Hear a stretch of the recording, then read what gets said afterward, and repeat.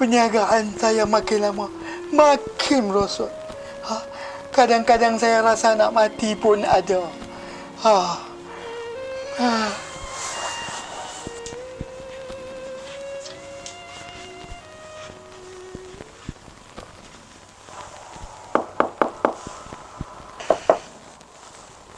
Siapa tu?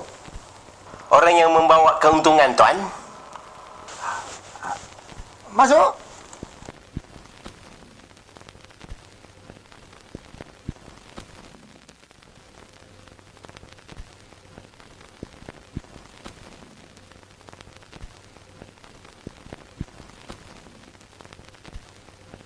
Assalamualaikum, Tuan Sadiq Sigaraga.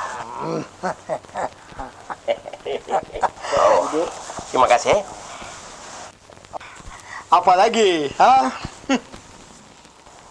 Tujuan hamba datang kemari ingin memberi peluang Tuan hamba untuk menjadi lebih kaya lagi. Berapa kaya? Kayanya 2 kali ganda. 2 kali ganda? Ya. Aku suka dengar. Bagus. Tapi Tuan mesti tanda tangan satu surat perjanjian. Maukah? Kalau gagal? Jangan risau, Tuan. Risikonya hanya kecil saja. Baik, sekarang aku tanda tangan. Kalau berjaya, Tuan akan untung lagi besar. Ini dia, Tuan. Sign sini, ya. Ya, baik.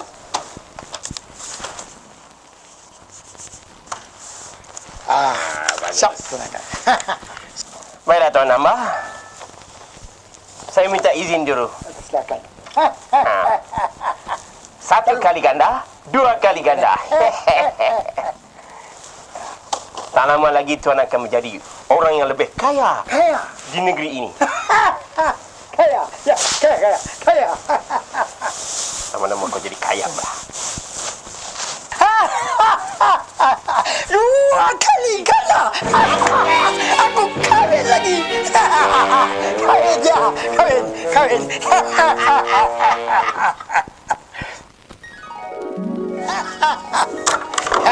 Memang kaya. Ya, banyak untung.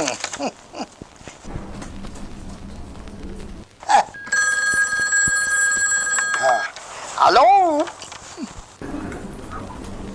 Ini bank, Tuan Sadiq.